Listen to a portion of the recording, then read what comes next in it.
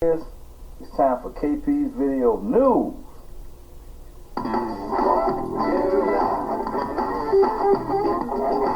KP's Video News, y'all. KP's Video News, y'all. KP's Video News, y'all.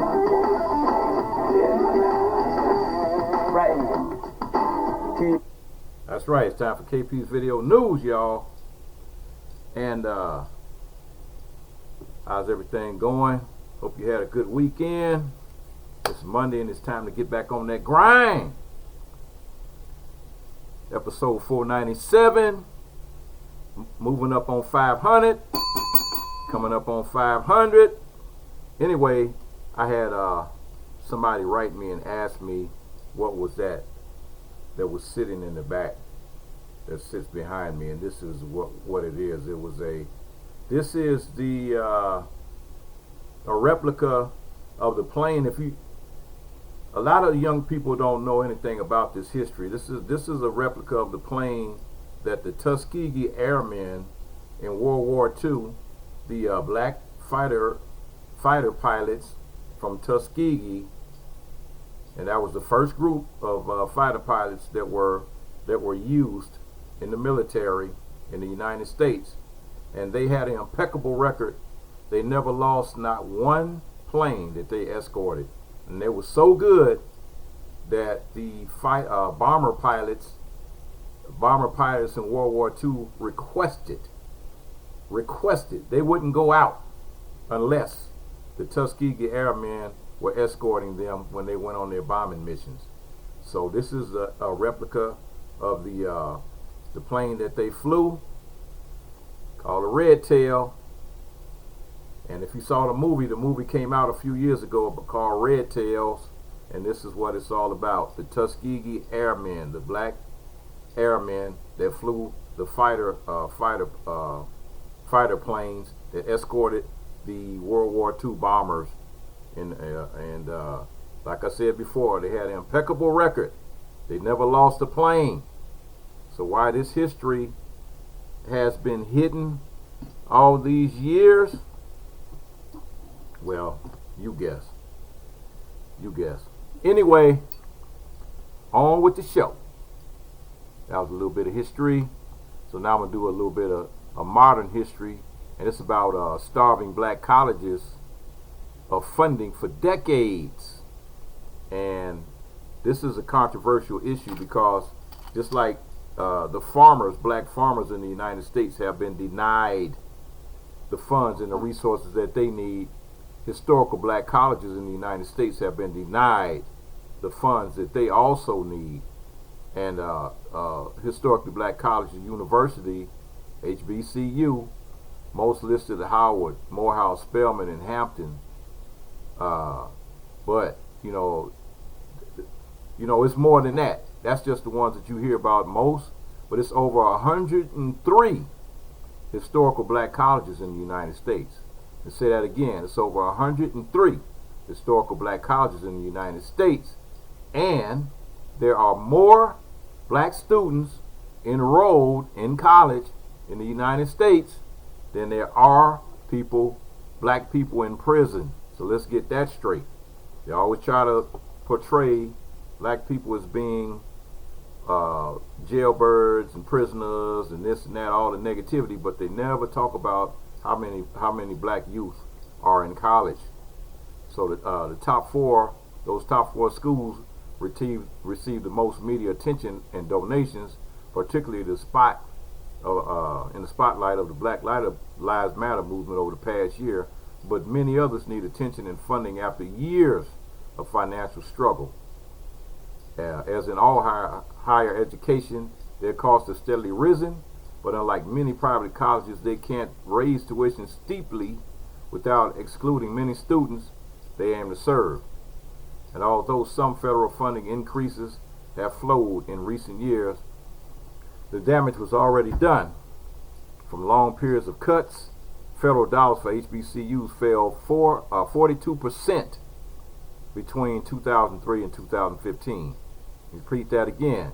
Federal dollars for historical black colleges and universities fell 42% between 2003 and 2015. And you got to realize what's going on, and then you got to realize the situation. And so one person was told to leave the dorm during the winter break, before the winter break of 2019, and start looking for a new college, because the HBCU was at risk of losing accreditation and closing. That shouldn't be a part of anyone's college experience. Many small, private, historically black colleges have struggled financially, which has sometimes put an accreditation in doubt. They rely on ongoing donations because their endowments are not wealthy enough to sustain operations. Last year, the combined endowment of all HBCUs was less than $4 billion. Compared with Harvard University, that's one university, all the HBCUs the money that they had was less than $4 billion, but one university, Harvard, was $42 billion. Now look at the difference, man. Even many public HBCUs are at risk because they have been chronically shortchanged in state funding.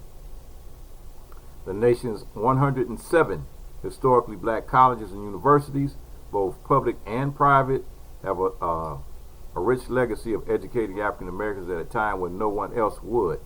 Dating back to 1837, they have been giving generations of black men and women a space to flourish and educate themselves to better serve their communities.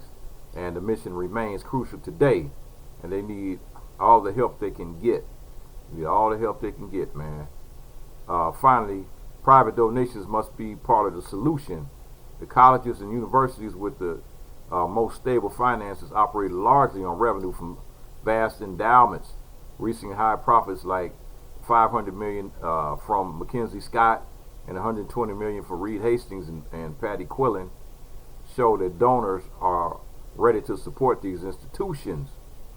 Future dollars will make the biggest difference in spread among smaller overlooked schools. So hey, Oprah, the newly minted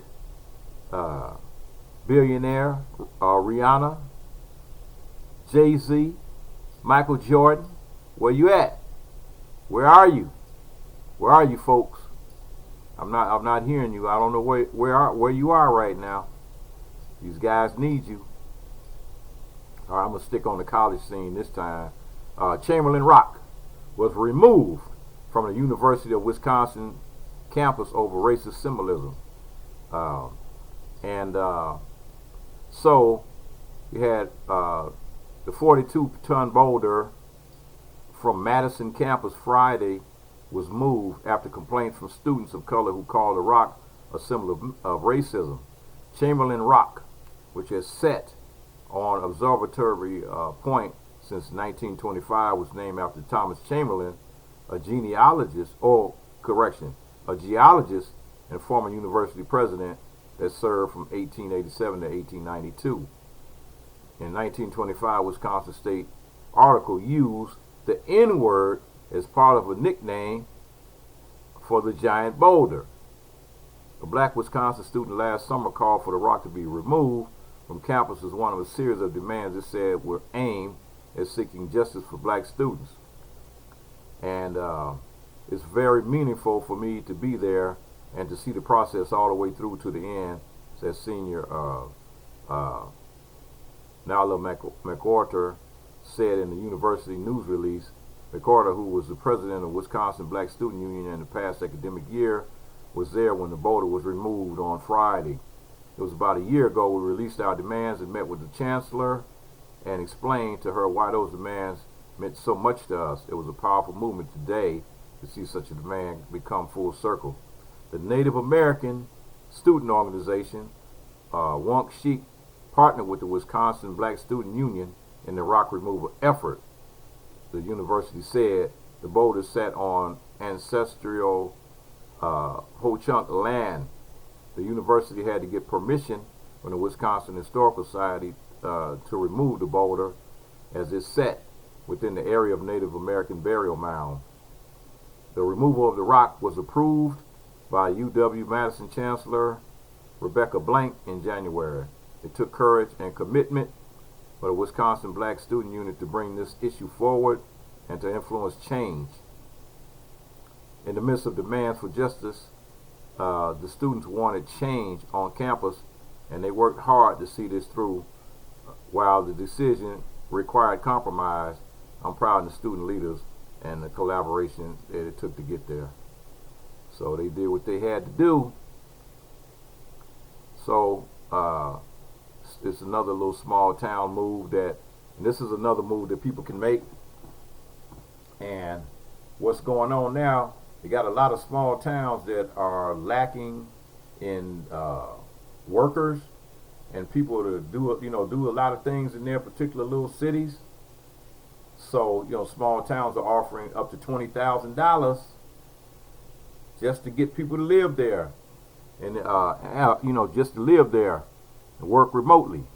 So Miss Sherling was living in a limbo last year after she gave up her apartment in Los Angeles and moved to her parents' house in Vail, Colorado, where she worked remotely at the height of the pandemic. So when a 30-year-old social media strategist heard that a nonprofit in Northwest Arkansas was offering $10,000 and a mountain bike to qualified out-of-towners to relocate to the area to work remotely, she quickly replied. Last week, she moved into a 3,400 square foot, 4-bedroom house in the Ozark Mountains that she bought for $400,000, where she hopes to fulfill her real estate investment dreams by living upstairs and renting out the lower floor. A comparable setup in a Los Angeles neighborhood would have been out of reach and a cost of up to $2 million. And it's just feasible to really do something. Northwest Arkansas is among a growing crop of cities and states and regions offering as much as $20,000 to entice America's newly remote workers to move to their regions. Some areas like the Ozarks are trying to create a pool of high-skilled workers to help fill job openings. Others aim to build a skilled workforce to attract companies. Still others are combating long-standing declines in population or are simply looking to fill newly built housing complexes. The efforts are turning the traditional building blocks of economic development upside down. So you got people that are moving to these cities, man. At least 45 communities across the country are offering incentives to attract remote workers, and so up from a couple of dozen last year, now you got 45 communities across the country that are offering that money, man, to get you to move there. So hey, if you don't, if you're tired of living in the same spot you've been living in, and you got people that are willing to give you that money, Tulsa, Oklahoma is giving up a $10,000 grant, also a year of free co-working space, and a network of participants who are to help acclimate new arrivals to the city. And the program, which has received more than 50,000 applicants, has signed up 1,000 members. So hey, people trying to move to Tulsa. Yep. Telling you, man, people got to do what they got to do. So this one lady, she was paying $2,600 a month. $2,600 a month for a 675 square foot bedroom, 1-bedroom apartment in San Francisco. And so now she pays less than $1,000 a month for the same a 2-bedroom apartment in a luxury high-rise in downtown Tulsa. Wow. Yeah, okay, I guess it makes sense to move then. Guess it makes sense to move. So you folks do your homework, find out about these programs at it's 45 different cities. Let's see if they got a website here that I can mention. They actually don't. Okay, they actually don't have a site that mentions exactly where you can go to find out this information. But I guess you can look it up in all these different cities. Okay, folks, now I'm gonna go on with some other news that, some other news here. Let me see. I think I'm going to eliminate that. I think I'm going to eliminate that news right there. I'm going to try to keep it on a different level. We got a fact check here, and workers are fired for refusing the vaccine are unlikely to qualify for unemployment. So the claim: employees who are fired for refusing a vaccine are eligible for unemployment benefits. The highly transmissible Delta coronavirus variant has caused a nationwide spike in cases, hospitalizations, and death. As a result, an increasing number of workplaces are requiring employees to provide proof of vaccination. In some states, company vaccine mandates have been met with opposition, with some employees resigning and filing lawsuits. A Morning Consult survey in June found that 18% of employees said they would quit if faced with pandemic-related mandates at work. But some social media users say workers should avoid quitting their jobs if they want to collect unemployment benefits. If your employee is mandating that you get the vaccine, do not quit. Because if you quit, you will not get unemployment benefits. So that's not, according to a dozen employment and labor experts who spoke with the media. A worker who does not comply with the company's policy to get vaccinated is generally ineligible for employment benefits, experts say, but there are some exceptions, and unemployment qualification is not the same in every state. Employees should not refuse vaccination relying on the assumption that they will be able to collect unemployment. An employment law attorney stated the other day, companies can impose vaccine mandates. Private companies are free to set conditions of employment as long as they do not violating existing state and federal laws, legal experts state, and that there is no federal law prohibiting companies from requiring vaccines. Guidance from the U.S. Equal Employment Opportunity Commission says employers are not prohibited from requiring employees who are physically at the workplace to get vaccinated, as long as the requirements comply with other workplace laws. For example, the requirements must provide reasonable accommodations for those with disabilities and religious exemptions. Similarly, the U.S. Justice Department wrote in a legal opinion that businesses may lawfully require employees to get vaccinated against COVID-19. So, hey, folks, you got to wake up. You have got to wake up and realize that these people are trying to basically help you, man. They're trying to help you.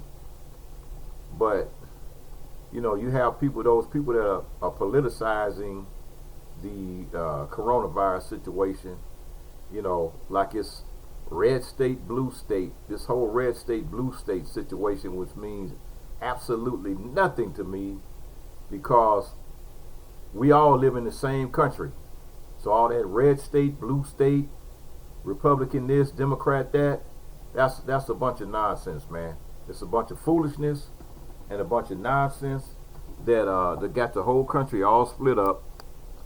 People thinking one person is doing this, the other person's doing that, blaming each other, playing the blame game. It really makes absolutely positively no sense whatsoever. None. Because, just like, we had the DC Dunce that was literally trying to withhold funds from Democratic states while he was in office. Doing stuff like, well, I'm not going to send any money to the Democrat states. I'm just going to send money to the Republican states. You can't do that. And each and every time he tried to do it, it got met in court and he lost. So, you know, the whole argument about red states, blue states, it's a bunch of madness. It's a bunch of foolishness, man. It's all one country. It's all one country. So, you know, hey, if you don't like it, hey.